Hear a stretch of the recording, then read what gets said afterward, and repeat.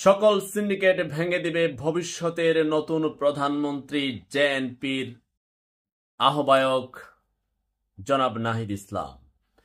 ওনার প্রতি সম্পূর্ণ সম্মান, শ্রদ্ধা এবং ভালোবাসা রেখে বলতে চাই, আপনার আজকের ঐতিহাসিক ভাষণ চমৎকার লেগেছে। তবে আপনার 6 মাসের দায়িত্বকালীন কাজ নিয়ে আমার একটু বক্তব্য রয়েছে। তার আগে বলে নেই, আপনি যে বলেছেন এদেশের রাজনীতি ভারতপন্থী হবে না, পাকিস্তানপন্থী হবে না, এটাকে আমি সমর্থন করলাম। আপনি বলেছেন মহান মুক্তিযুদ্ধের কথা, যে মহান মুক্তিযুদ্ধের লড়াই ছিল একটা বৈষম্যহীন, শোষণহীন, দুর্নীতিহীন, ঘুষমুক্ত, সিন্ডিকেট মুক্ত একটা বাংলাদেশের লড়াই। সেটা হয়নি বলে 90-এর গণ অভ্যুত্থান হয়েছে, তারপরেও সেটা প্রতিষ্ঠিত হয়নি। চলছে পরিবারতন্ত্রের রাজনীতি ধাপে ধাপে। এই পরিবারতন্ত্র ভেঙে নতুন বাংলাদেশ হবে, যেখানে কামারের ছেলে প্রধানমন্ত্রী হতে পারবে, কুমারের ছেলে প্রধানমন্ত্রী হতে পারবে, যে বাংলাদেশের সিন্ডিকেট থাকবে না, দুর্নীতি থাকবে না, ঘুষ থাকবে না। এইসবের বিরুদ্ধে আপনাদের লড়াই হবে, আপনাদের নতুন দলের যাত্রা। আমি যেটা বলেছিলাম, আপনার দায়িত্বকালীন 6 মাসের কথা, আপনার প্রতি আমার রাগ, খুব অভিমান বলতে পারেন, যেটা আপনি একজন ছাত্র জনতার প্রতিনিধি হয়ে সেখানে বসেছিলেন এবং বাংলাদেশের সবচেয়ে বড় সমস্যার মধ্যে একটা অন্যতম সমস্যা, কোটি মানুষের কোটি অভিযোগ এই মোবাইল কোম্পানিগুলোর বিরুদ্ধে, যারা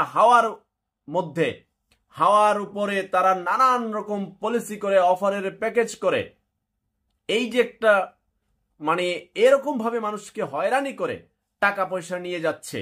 এবং আপনি ঘুমিয়ে থাকলে ওরা কল দেয়, আপনাকে মেসেজ দেয়, ওদের অফারের বর্ণনা দেয়, বিটিআরসির নির্দেশনা মানে না, তারা এদেশের কোনো নিয়ম কানুন মানে না, এদেশের মানুষের অভিযোগ শুনে না, অব্যবহৃত এমবি মিনিট তারা ফেরত দেয় না, পরবর্তী একটা প্যাকেজ করে, সেই প্যাকেজটা আবার মানুষ খুঁজে পায় না, একটা পয়সা রিচার্জ করে, একটা টাকা রিচার্জ করে যা পাওয়ার কথা সেটা পায় না। কোটি মানুষের কোটি অভিযোগের বিরুদ্ধে আপনার অবস্থানটা ছিল শূন্য। আমি স্পষ্টত দেখেছি গত 6 মাসে, যার কারণে আপনার প্রতি আমার অনেক রাগ। কেন আপনি একটা গণশুনানির আয়োজন করে এক পাশে জনগণকে বসাতেন, জনগণের প্রতিনিধিদের বসাতেন, আপনি মাঝখানে বসতেন কোম্পানির প্রতিনিধি বসিয়ে, জনগণের অভিযোগ শুনে কোম্পানির কি উত্তর দেয় সেই ব্যাপারে আর আপনি নোট ডাউন করে তার সমাধানের ব্যবস্থা করার চেষ্টা তো অন্ততপক্ষে করতে পারতেন, করেন নাই। কিন্তু এখন যখন আপনি আপনার আজকের ঐতিহাসিক ভাষণে বলেছেন যে সকল সিন্ডিকেট ভেঙে দিবেন, তখন তো আমার মনে হয়েছে গত 6 মাসের আপনার দায়িত্বকালীন সেই মোবাইল সিন্ডিকেট কোম্পানির ভাঙার চেষ্টা পর্যন্ত আপনি করেননি বলে আমি ব্যথিত। তবে ভবিষ্যতে যে করবেন না তা কিন্তু নয়। অতি অল্প সময়ে সেই সময়টা হয়তোবা আপনার সেই সময় হয়ে ওঠেনি, একটা অস্থির সময়, কিন্তু আপনি সেটা বলেও যেতে পারতেন যে মানুষের প্রাণের দাবি নিয়ে আমি কাজ করতে পারি নাই বলে আমি আন্তরিকভাবে দুঃখিত, ব্যথিত, আমাকে ক্ষমা করবেন, জাতির কাছে বলা উচিত ছিল। তারপরও আপনার দলের জন্য, আপনাদের জন্য শুভকামনা রইল। আমরা এমন এক বাংলাদেশ চাই, যারা বর্তমানে প্রতিষ্ঠিত রাজনৈতিক দল আছেন তাদের উদ্দেশ্যে বলতে চাই, বিনয়ের সহিত অনুরোধ রেখে, সেই পুরনো রাজনীতি ভুলে যান, প্রতিহিংসার রাজনীতি ভুলে যান, প্রতিশোধের রাজনীতি ভুলে যান, সিন্ডিকেটের রাজনীতি ভুলে যান, চাঁদাবাজের রাজনীতি ভুলে গিয়ে নতুন বাংলাদেশে পরবর্তী প্রজন্মকে আপনি আপনার রাজনৈতিক জ্ঞান, প্রজ্ঞা, মেধা দিয়ে একটি বাংলাদেশ নির্মাণ করে যান।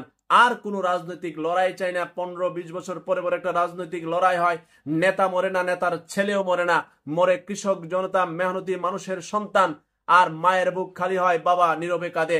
আমরা এমন বাংলাদেশ আর চাই না।